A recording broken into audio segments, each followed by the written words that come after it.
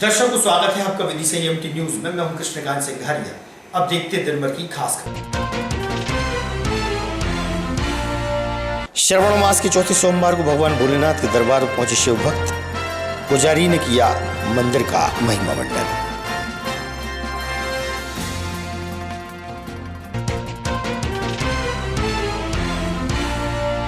पूर्व से कार्यरत खेल अतिथि शिक्षकों ने बीपी8 संघ के बैनर तले अपर कलेक्टर को सौंपा ज्ञापन, रखी अपनी समस्याएं।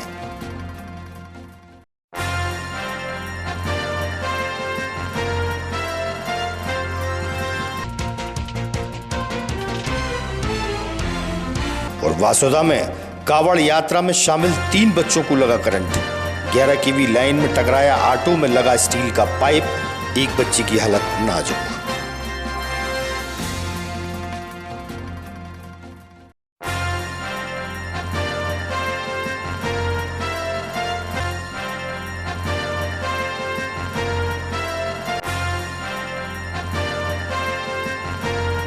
अब खबर विस्तार से। श्रावण मास के चौथे सोमवार को भगवान भोलेनाथ के दर्शनों के लिए शिव भक्त बड़ी संख्या में मंदिर में पहुंचे। वेतवा के चरण तीर्थ धाम स्थित गोपेश्वर महादेव और रामेश्वर महादेव मंदिर के पुजारी संजय पुरोहित ने भगवान शिव की महिमा का वर्णन किया। उन्होंने चरण तीर्थ धाम मंदिर पर प्रकाश डाला। यहाँ पर जो शिवलिंग है ये कितने है और विदिशा में क्या इससे बड़ा कोई शिवलिंग है क्या? भगवान शिव का ये परम क्षेत्र है। चरण तीर्थ धाम में यहाँ का पुजारी हूँ और हमारे ये शिवलिंग हैं ये अत्यंत प्राचीन है, मंदिर के समय से ही है और ऊंचाई के मामले में मुझे नहीं लगता कि विदिशा में इससे बड़ा शिवलिंग कहीं होगा। मेरे पिताश्री स्वर्गीय पंडित भैयालाल जी पुरोहित ये बताया करते थे कि ये एक एक सूत करके बढ़ रहा है प्रतिवर्ष और इसको उन्होंने काफ़ी छोटा देखा था। आज ये बहुत बड़ी लंबाई इसकी हाइट हो गई है और इतना बड़ा शिवलिंग विदिशा में मोटाई में हो सकता है लेकिन लंबाई में इतना बड़ा शिवलिंग दूसरा कोई नहीं है। कितना बढ़ता है हर साल? 1 सूत के करीब बढ़ जाता है, थोड़ा सा ये बढ़ता है और इसको वास्तविकता में बढ़ते हुए हम देख भी रहे हैं कई दिनों से। प्रत्येक सोमवार को होने वाली समय सीमा की बैठक के दौरान आवेदकों की समस्याएं एडीएम अनिल डामोर द्वारा सुनी गईं। पीड़ितों की समस्याओं को सुनकर निराकृत किया गया। इस मौके पर विभागीय अधिकारी भी मौजूद रहे।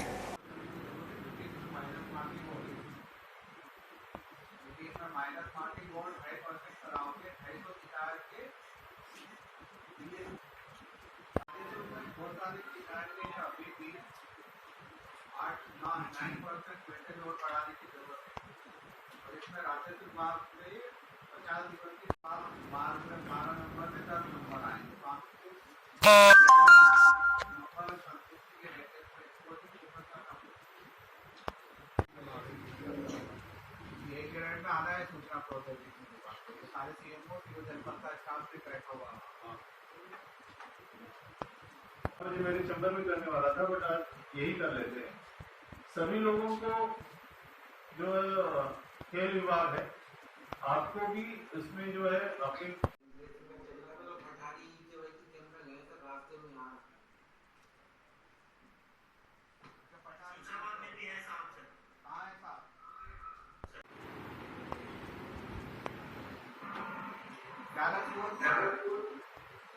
विदिशा नगर पालिका की कार्यप्रणाली के ढीले और लचर रवैये के कारण लोगों को परेशानियों का सामना करना पड़ता है।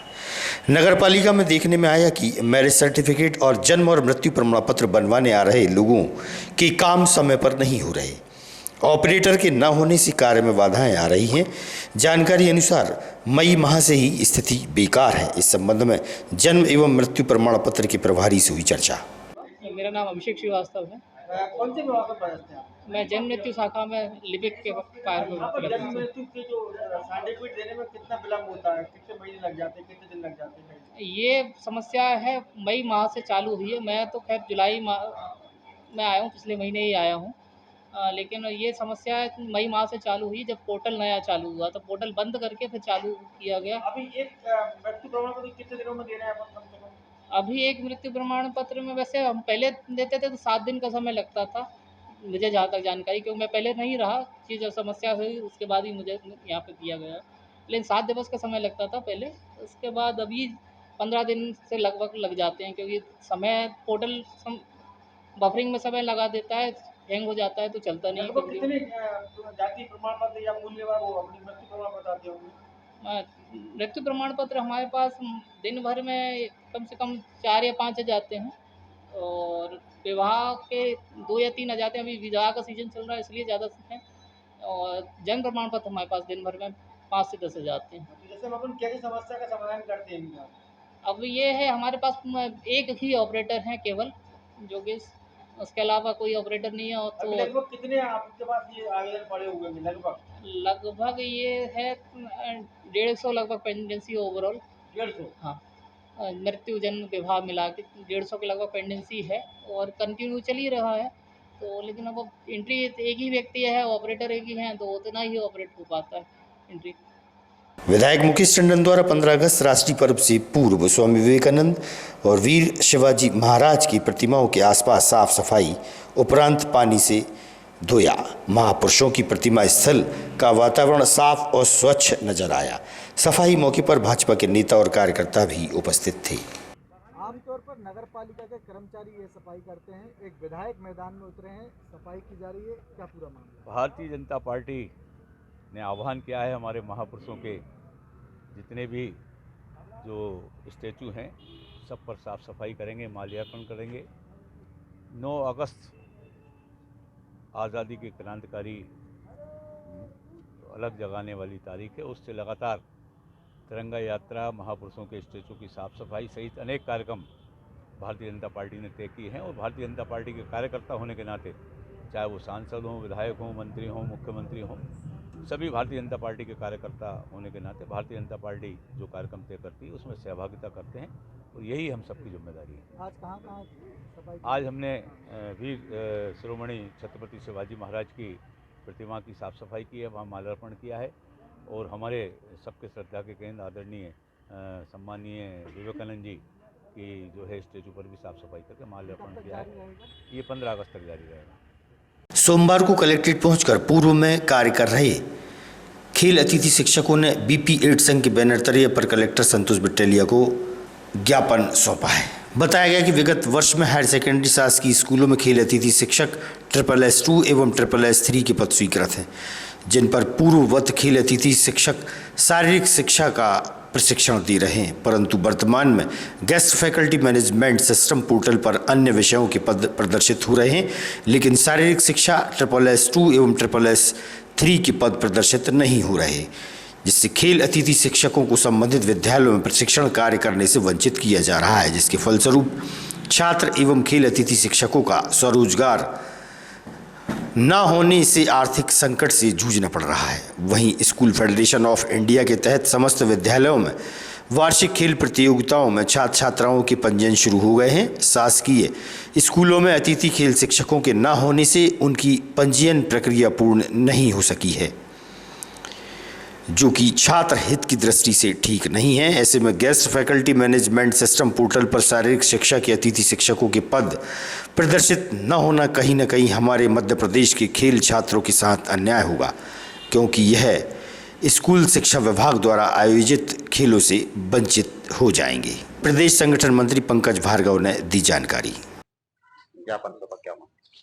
मामला यह है कि जो शासकीय विद्यालय हैं जिनमें अतिथि शिक्षक के रूप में हमें पूर्व में रखा गया था, अभी लगातार देखने को मिल रहा है कि विषय शिक्षकों की प्रदर्शित हो रही है GFMS पोर्टल पर भर्ती, लेकिन हम लोगों की पोर्टल पर प्रदर्शित नहीं हो रही है। हम लोगों की मांग है कि भाई हम लोगों ने जो प्रशिक्षण दिया है पहले, उन बच्चों का पंजीयन तक नहीं हुआ है, और अभी खेल school games federation of India के तहत गेम्स चालू होने वाले हैं, और विगत 18 वर्षों से भर्ती नहीं हुई है, उसको भी लेकर हम लोगों ने ज्ञापन दे रहे हैं। और मानना जो है, हमने वरिष्ठ अधिकारियों से बात करी तो वो कह रहे हैं उच्च पद प्रभार चल रहा है। जब भर्ती नहीं हुई है तो फिजिकल एजुकेशन में प्रभार का कोई शब्द ही नहीं है। तो इसी मांग को लेके कि अतिथि शिक्षकों में तत्काल अभी रखा जाए, प्रदर्शित की जाए, उसको लेके ये ज्ञापन दिया है।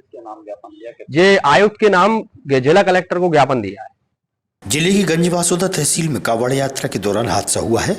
बासोदा बहलोट बाईपास से उदयपुर नीलकंठ मंदिर जा रही थी कावड़ यात्रा। ऑटो में बैठे 3 बच्चों को हाई टेंशन लाइन से करंट लग गया, जिसमें 3 बच्चे घायल हुए। बासोदा में इलाज के लिए परिजन लेकर पहुंचे थे, लेकिन वहां ठीक व्यवस्था न होने के कारण बच्चों को विदिशा रेफर किया गया। यहां जिला अस्पताल में सिविल सर्जन ने घायल बच्चों का इलाज के दौरान एक बच्चे की हालत नाजुक होने के चलते अटल बिहारी वाजपेयी मेडिकल कॉलेज में रेफर किया गया है। दरअसल अस्पताल लेकर पहुंचे परिजनों ने बताया कि 3 बच्चे एक ही ऑटो में सवार थे। ऑटो में स्टील की पाइप में झंडा लगा हुआ था जो कि 11 केवी की हाई टेंशन लाइन से टकराने के चलते सभी बच्चों को करंट लग गया। बासोदा निवासी यश रैकवार झुलस गए, जबकि कृष्णा कुशवाहा के पेट में पाइप घुसने से उसकी आंतें बाहर आ गईं। कृष्णा का विदिशा के अटल बिहारी वाजपेयी मेडिकल कॉलेज में इलाज चल रहा है। सिविल सर्जन के अनुसार उसकी हालत नाजुक बताई जा रही है। इसी के चलते विदिशा जिला अस्पताल में मेडिकल कॉलेज में रेफर किया गया है।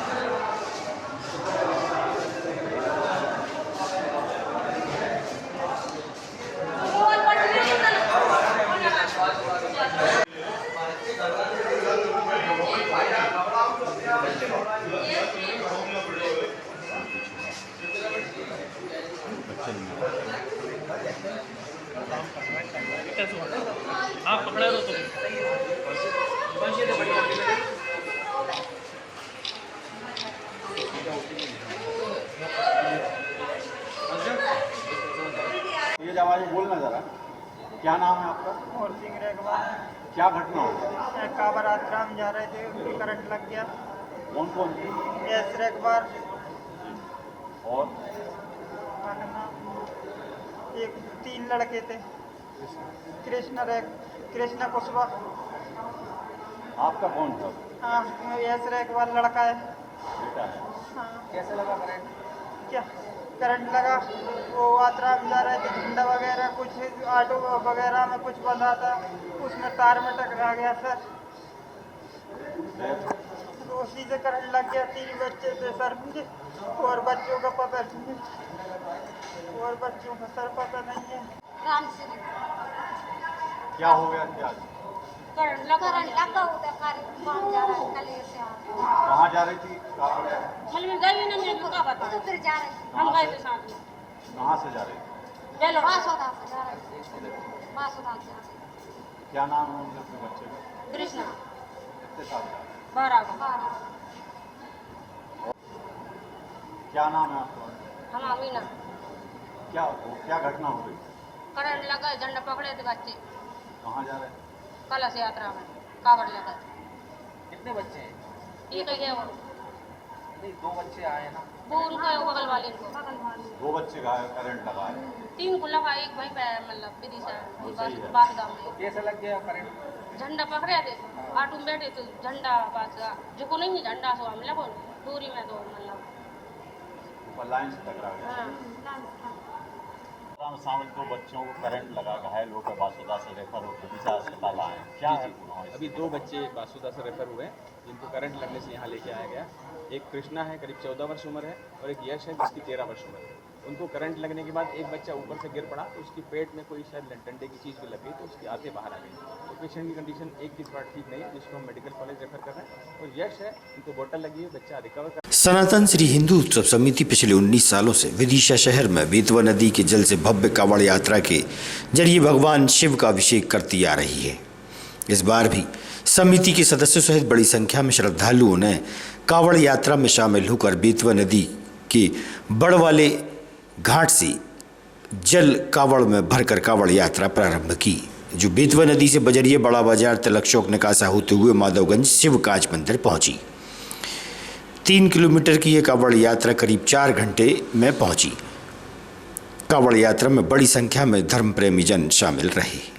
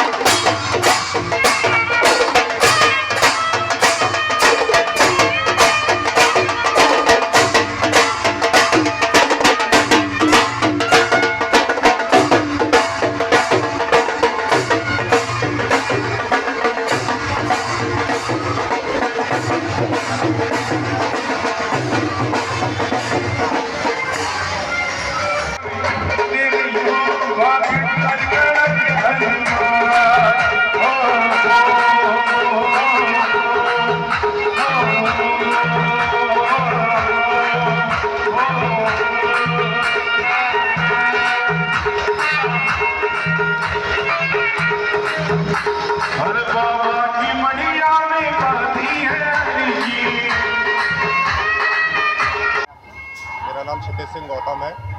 मैं सनातन श्री हिंदू समिति में कोषाध्यक्ष हूँ। कितने लोग कहाँ से आए? देखिए, ये कांवड़ यात्रा तो तकरीबन 19 वर्षों से निरंतर प्रतिवर्ष निकलती रही है।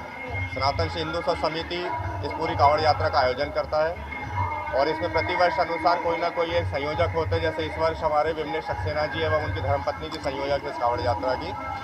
और प्रतिवर्ष अनुसार ये कांवड़ यात्रा चरण तीर्थ घाट से होती है जल लेके, और कांच मंदिर माधवगंज पे जाके वो जल को शिव जी को समर्पित किया जाता है। पर इस बार हमने कुछ इसमें नया कहा है, जैसे कि इस बार हमने 16 नदियाँ एवं 3 समुद्रों के जल भी हमने कांवड़ों में लिया गया। जैसे कि आपने देखे होंगे सबसे आगे जो सफ़ेद कलश है वो वही है जो 16 विभिन्न नदियाँ एवं 3 समुद्र के जल हैं। कितने लोग आए इस कांवड़ यात्रा में अभी तकरीबन 350 से 400 महिलाएं एवं लगभग 200 पुरुष शामिल हैं। नशा मुक्त भारत अभियान देश भर में चलाया जा रहा है। उसी के तहत आज साकेत एमजीएम स्कूल में सामाजिक न्याय विभाग और अजंता ललित कला न्यास के माध्यम से नशा मुक्ति अभियान के लिए संगोष्ठी का आयोजन किया गया, जिसमें मुख्य अतिथि के रूप में जिला पंचायत सीईओ डॉक्टर योगेश तुकाराम भरसट के अलावा अन्य अधिकारी मौजूद रहे। कक्षा 9 से लेकर 12 तक के युवा विद्यार्थियों को नशा मुक्ति के संबंध में जानकारियों से अवगत कराया गया और नशे से होने वाले दुष्परिणामों के बारे में जानकारी दी गई। नशा मुक्ति और भारत नशा मुक्ति अभियान के लिए शपथ भी दिलाई गई।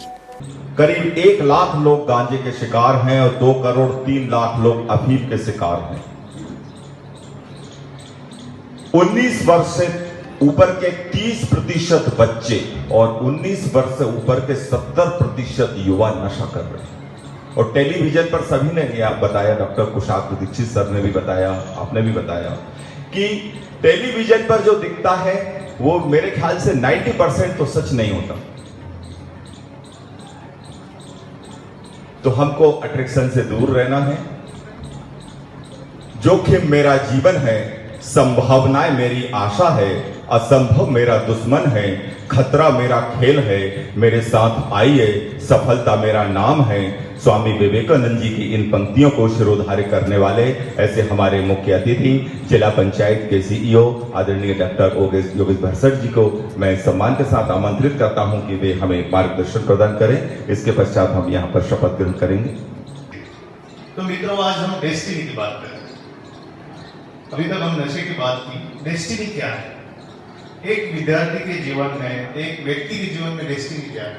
एक ऐसा व्यक्ति बने जो खुद अपने जीवन के लिए नहीं, अपने समाज के लिए, अपने देश के लिए, अपनी दुनिया के लिए जिए।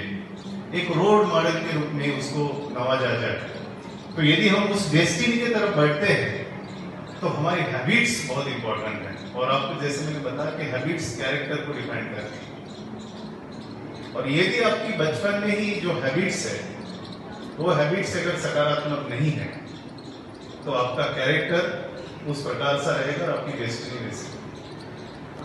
मैं इसलिए आपके सामने बात कर पा रहा हूँ क्योंकि मैं एक डॉक्टर भी हूँ। मैंने एमबीबीएस किया है, एमडी मेडिसिन किया है। मैंने हार्ट के मरीजों का पेशेंट ट्रीटमेंट किया है, डायबिटीज वालों का भी ट्रीटमेंट किया है। लगभग 7-8 साल डॉक्टरी का काम करने के बाद मैं IAS ऑफिसर बना। इसलिए मुझे लगता है मैं आपको बेटर बता पा रहा हूँ कि आदमी की डेस्टिनी कितनी इंपॉर्टेंट है। और आज का ये कार्यक्रम जो है, इसका जो पर्पज है, ये पर्पज, ये कार्यक्रम देखा जाए तो समुदाय में जाके मनाया जा सकता था। जो एक्चुअल लोग शराब पीते हैं, नशा करते हैं, उनके बीच में भी जाके किया जा सकता था। बट फिर भी शासन ने आपके बीच में आके क्यों चुना? इसका पर्पज ये है कि आप सभी इस देश के भवितव्य हो। विदिशा विधायक मुकेश टंडन के जन्मदिन के अवसर पर उनके शुभचिंतक और समर्थकों ने उनके निवास पर पहुंचकर लंबी उम्र की कामना के साथ उन्हें बधाई और शुभकामनाएं दी। इस अवसर पर बड़ी संख्या में भाजपा के नेता और कार्यकर्ता मौजूद थे और उन्हें उनके जन्मदिन पर शुभकामनाएं दी।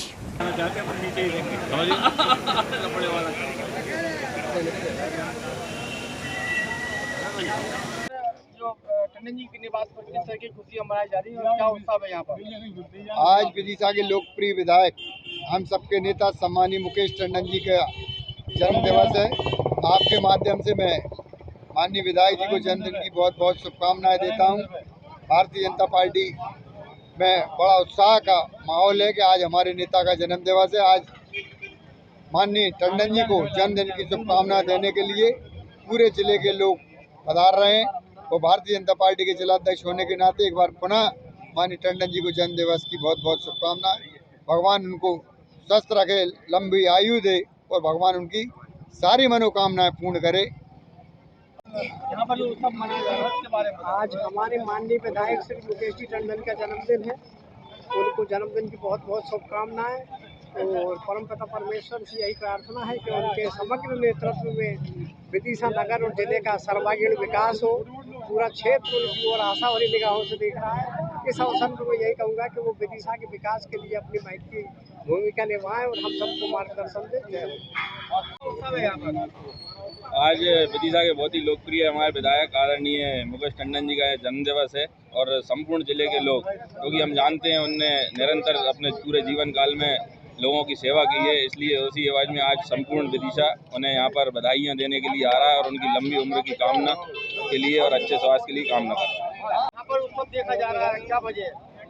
आज विदिशा के बहुत ही लोकप्रिय जन जन के लाडले हम सबके नेता आदरणीय भाई साहब श्री मुकेश टंडन जी का जन्म दिवस है। आज सभी कार्यकर्ता यहाँ बहुत ही जोर शोर से उनका जन्मदिन मना रहे हैं। मैं आपके माध्यम से भी आदरणीय भाई साहब को बहुत शुभकामनाएं देता हूँ। धन्यवाद।